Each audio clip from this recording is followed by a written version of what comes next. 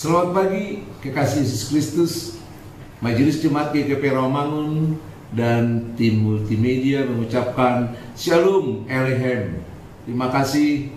Tetap stay at home, jaga jarak yang aman dengan sesama sekalipun di tengah-tengah rumah tangga. Awas, jarak yang nyaman untuk tidak saling menularkan. Tetapi jarak untuk Tuhan, no distance. Sapaan rohani kita pagi ini dengan tema Tuhan adalah Gembalaku dari Mazmur yang ke-23 ayat yang pertama. Demikian dikatakan firman Tuhan, nyanyian Daud, Tuhan adalah Gembalaku, takkan kekurangan aku. Saudara-saudara, bahasa ini sangat terkenal bukan hanya di kalangan orang Kristen, bahkan di semua orang sangat akrab dengan bahasa ini. Tuhan adalah Gembalaku. Bahasa ini sangat puitis, romantis, efektif.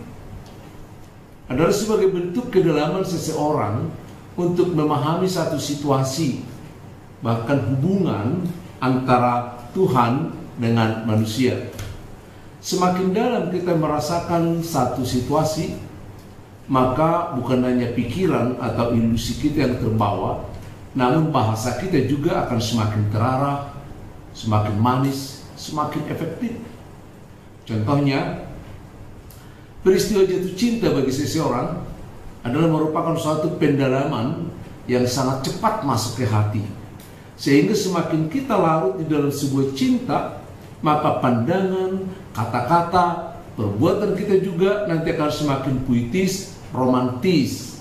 Itu sebabnya nyanyian untuk cinta nggak pernah habis-habisnya sepanjang sejarah. Sekalipun zaman berubah, nyanyian untuk cinta selalu tetap diperbarui, karena memang banyak orang yang jatuh cinta. Lebih dari itu, masalah kita bersama dengan Tuhan yang sangat menggetarkan dan mencerahkan itu sebabnya nyanyian cinta tidak pernah kering sepanjang zaman. Walaupun zamannya berubah, nyanyiannya berubah sesuai dengan kondisi dan situasi. Setiap orang mendengar nyanyian cinta itu akan larut di dalamnya dengan bahasa, alunan suara, sehingga kita seperti merasakan hubungan itu.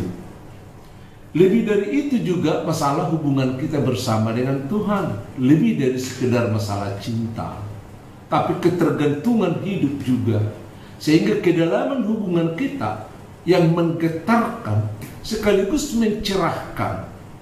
Itu sebabnya kita melihat khususnya dalam kitab Mazmur begitu banyak analogi, gambaran tentang hubungan umat Israel dengan Tuhan.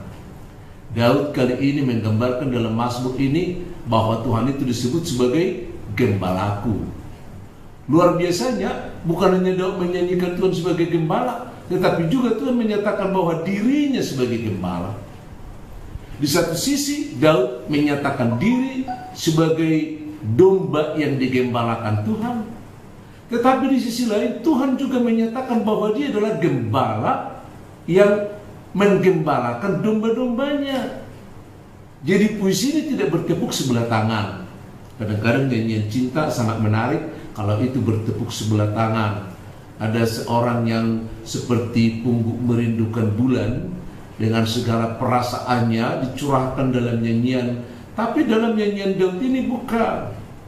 Ini adalah merupakan satu pertemuan dalam hubungan yang harmonis antara bangsa Israel sebagai domba dan antara dengan Tuhan sebagai gembala. Masyarakat Israel mengakui mereka sebagai domba seperti yang diungkapkan oleh Israel, tapi Tuhan juga mengakui bahwa dia sebagai gembala. Itu yang kita lihat dalam Yeremia 23 ayat yang ketiga. Demikian firman Tuhan. Dan aku sendiri akan mengumpulkan sisa-sisa kambing dombaku dari segala negeri kemana aku menceraikan mereka. Dan aku akan membawa mereka kembali kepada mereka. Mereka akan berkembang biak dan bertambah banyak. panjang memang dan dalam pengertiannya, tapi satu bagian yang mau kita ambil di dalamnya, bahwa Allah mengakui bahwa Dia adalah gembala atas bangsa Israel sebagai kambing domba gembalaannya yang memang terserak pada waktu itu, pada masa pembuangan di Babilonia. Tapi sebagai gembala yang baik, Dia menjanjikan akan mengambil kembali, mempertemukan kembali, bahkan menghalau mereka ke padang belantara, ke padang penggembalaan mereka, sehingga mereka boleh berkembang biak di tempat mereka yang seharusnya. Kalau bangsa Israel melalui Mazmur 23 ini, ayat yang pertama, sebenarnya masih banyak Mazmur yang lain, hanya saya batasi aja satu-satu, kita ambil sebagai contoh, mengakui kalau mereka adalah domba, dan Allah juga mengakui kalau Allah adalah gembala atas domba-domba, sama dengan juga Tuhan Yesus yang adalah Allah yang menjadi manusia itu menyatakan lebih tegas lagi, aku adalah gembala yang baik. Maka di dalam hubungan antara manusia dengan Allah kita lihat satu hubungan yang saling tergantung. Satu tergantung karena kebutuhan, tapi Allah tergantung karena kasihnya kepada manusia. Sehingga apapun kesalahan manusia sebagai bangsa Israel, Tuhan tetap memperbaiki, Tuhan tetap mengembangkan mereka sebagai bangsa yang dikasihinya.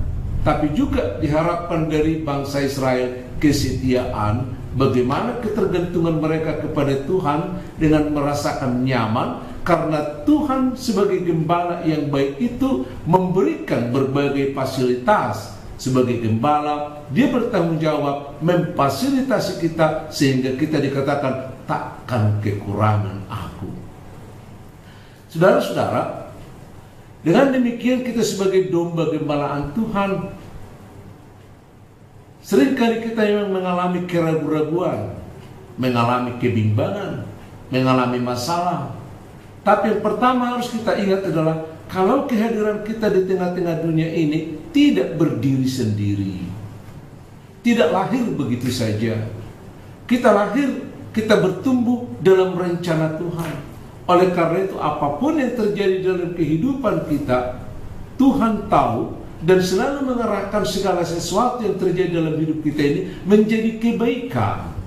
Coba dibaca Roma 8 ayat yang ke-28, bahwa Tuhan turut bekerja dalam segala hal untuk mendatangkan kebaikan, membuktikan bahwa Dia terus-menerus memperhatikan kita sebagai gembala.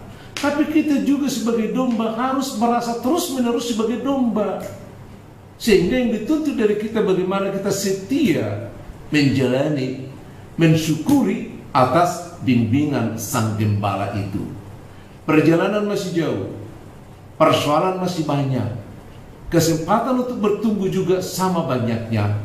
Mari kita perbaiki hubungan kita, Tuhan sebagai gembala dan kita sebagai domba. Di dalamnya kita akan mendapatkan kebutuhan kita, bukan hanya di dunia ini, tapi hidup yang kekal. Shalom.